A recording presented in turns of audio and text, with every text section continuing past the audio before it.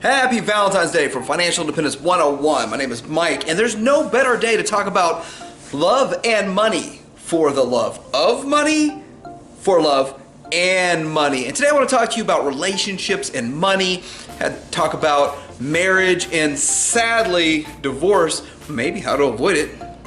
Looking forward to all this stuff coming up. So welcome back to Financial Independence 101. This is Mike. Today I want to talk to you about love and money on Valentine's Day because, well, what better day to talk about it? First thing I want to talk about is compatibility. Compatibility with your spouse and your wife or your future wife, or just, hey, the person that you're dating. Are you compatible? When it comes to compatibilities, do you share interests? Are you interested in the same things? Are you interested in a few similar things and you have your own interests? Do you have a mutual respect for someone else? All of this is really important when you look at a relationship. And of course, when you look at a relationship, you don't look at it as just a clinical contract, a contract. You look at it as fun and enjoyment, and love's in the air. It's time to have fun and enjoy it. But the reality of it is, when you get past that initial phase, you gotta start thinking a little bit more seriously. Are we long-term compatibility? Is this just something that's gonna go on for a quick fling? That's the reality of the situation that you're in. So the next thing I wanna talk about is talking openly about money. If you can't have an open conversation about money with your spouse, then you're probably not going to make it long-term. The reality is you have to have an open conversation. You gotta be able to talk very frankly about money when it comes to all these money issues. So whether it's a budget, whether you think your spouse spends too much money, they need to get it in order. And I'm not saying nag, but really, if you don't have an open line of communication, what kind of relationship is that? If you're not able to talk about things about money, how can you fix your problems? If you're not able to develop a budget together, stick to a budget together. If you veer off budget, have a conversation and not feel scared to tell someone, hey, we veered off budget a bit. We need to reel it back in. My wife and I have those conversations all of the time, whether it's that, hey, we found something on sale here, or hey, I decided just to buy this for fun, which, by the way, we both work for our money, so we don't really care. I don't care if she buys something she wants, and she doesn't care if I buy something that I want. We gotta talk about setting expectations. When you take someone out on a date, let's say you're taking them for $50 dinners every night. You're driving a car you can't afford. You're driving that Mercedes that's cost you $750 a month, and eventually you're just gonna have to crack down and not drive that anymore. Reality is setting real expectations. You know, living to impress people and wasting all of this money is ridiculous. I gotta tell you straight up front, with my wife, she knew I was cheap from day one, and she still came back around for date number 2 because she had a long-term goal, long-term mindset, thinking that I wanna be with somebody that is fiscally responsible. Guess what? Now that's paying off for both of us right now because we're both fiscally responsible. But when you set those high expectations and you don't deliver on those high expectations, that could cause big problems in the future. Next up, you want to talk about aligning your goals. So if you are truly compatible together, you should have similar type of goals for the future. If you can align those goals for the future, you have a much better chance of achieving those. You also have a much better chance of staying together. It's important for you to understand that if you have aligned goals and similar expectations in life, then you are probably going to go down that path. So, example of my wife and I, we both went to college together. She worked 3 jobs when I met her. I worked and I went to school and I paid for school. I tried a second job, it didn't work for me. So I put more effort and time into my one job. And in the end, we both saved money, we invested money, and we bought a house together and then bought a second house together. We still have the houses. And it's those goals that we had all along to not waste money, not blow money, that helped us achieve this. And we talked about them all the time. Next, we're going to talk about equal contributions. Now, there's a couple of different topics on this, or ways to look at equal contributions to the relationship financially. So obviously, if one person is making $1 million a year and the other person's making $20,000 a year, y'all aren't going to be contributing the same dollar amount. Now, Susie Orman says in that case, you should contribute the same percentage amount. So let's say the person making $20,000 a year pays in 10 into the family budget, and the person making $1 million pays in 500,000. Now all of this needs to be worked out between you. But when it comes to such a huge income difference, that's when it comes to kind of a shift in there. There should be an equal 100%, 50-50, an equal relationship. Whether one person makes a lot more than the other person, both should have the same deciding factors, what house they're gonna buy, what you're gonna buy for the house, what things you're gonna do for the kids.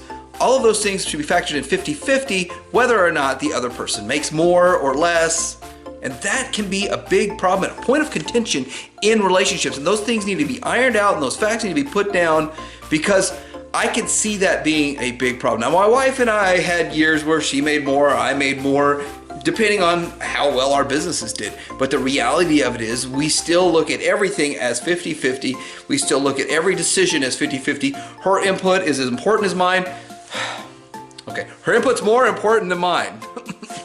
Next thing I want to talk about is you set an example for your kids how you treat your spouse, how your relationship is with your spouse. Don't think you're getting over on your kids. If you're arguing with your spouse, your kids see it. If you don't agree with each other on a whole lot of topics, your kids see that. In fact, kids not only see that, they exploit that. And if you think that's not true, well, then you need to pay closer attention, because I know my kids try to exploit any little difference. If I don't care about something, but my wife feels strongly about it, they're gonna come to me and ask me instead of my wife. And that's one of those don't play your parents. But if I find out my wife told them no, I get upset. But the reality of this is, if you have a strong, healthy relationship with your spouse, chances are your kids will emulate that in their relationships in the future. On the flip side, when they see a lot of arguing all the time, there's a chance that they may grow up and have that similar type of a relationship when they grow up. Set a good example for your kids. I think about that all the time. When I see my kids watching how I interact with my wife, they even talk about it. They even bring up points.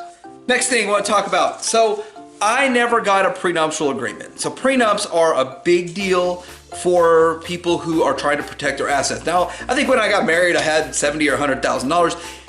That sounds substantial, but the reality of it is, in the grand scheme of things, in the big picture, it's not that much, really. I mean, we're buying a $100,000 house together. I had 70. I could have put 70 into the house. I chose not to for my own reasons. But the reality of it is, no need for a prenuptial agreement in that situation. But if you're entering into a relationship and somebody gets upset about you even mentioning a prenuptial agreement, that's a red flag.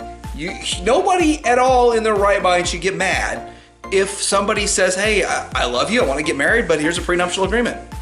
Because guess what? That's just proof right there that someone doesn't trust somebody here. If you put a prenuptial agreement out and you say, I protect my assets, I trust you and I love you, I protect my assets. It's just basic, part of life. The other person should not get upset about it. If the other person is bringing nothing financially into the relationship, they should not get mad at a prenuptial agreement.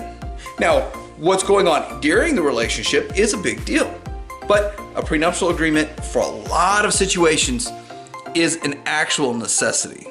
Lastly, I want to talk about divorce. Remember, marriage is, at its core, a financial contract. My wife and I, neither one of us believe in divorce. I think divorce is one of those things that I'm not gonna criticize anybody for doing. I mean, some people are in really bad situations and they need to get out. Sometimes it's better for the kids to part ways. They don't need to see arguing every single day. But when you do have a divorce, well, let's talk about a few things. The top 3 reasons, one of the top 3 reasons, obviously infidelity, you can't work out your problems, and money. It's always in the top 3. Whether or not one's 1, 2, or 3, or where it is, those are the top 3. Money's always in there. Money used to be over 50% of the reason for divorces. Now it's dropped to number 3 for 2019. Who knows what 2020 is gonna look like? When you have a divorce, you also have a split home for the kids. Now, I was raised in a divorced household. I went to my dad's house at Christmas. I went to my mom's, my regular house at Christmas. I went to my grandparents at Christmas. I had 3 Christmases. I loved it. But the reality of it is, hindsight, I probably would have rather had just my mom and my dad at home. But that's not the way it was. That's not the life that I led, and made me want to be a better father for my kids, seeing as how I never really saw my dad. When you're in a situation like that, I mean, that might be taking a negative and making it a positive, I guess. When you look at staying together, well, by the way, if you can't stay together, I'm not gonna say you need to. But if you do stay together and you work your problems out, the sum of it is usually stronger than the parts. Saying that when you're together, as like my wife and I together have achieved way more financially than I would have by myself or she would have by herself. So when you look at that, the fact that together we accomplished so much more because we were like-minded and we respect each other, we treat each other with dignity and respect. I care about what she thinks about everything. She cares about what I think about most things. But in the end, we are stronger together than we are apart. And when you think about it, marriage is a financial contract. So I really hope you enjoyed this Valentine's Day video here with Financial Independence 101. This is Mike. And yeah, I've been with my wife for well over 20 years. I've made a lot of mistakes and I've learned from mistakes. Hopefully you can learn from my mistakes too. Like and subscribe. Financial Independence 101 out.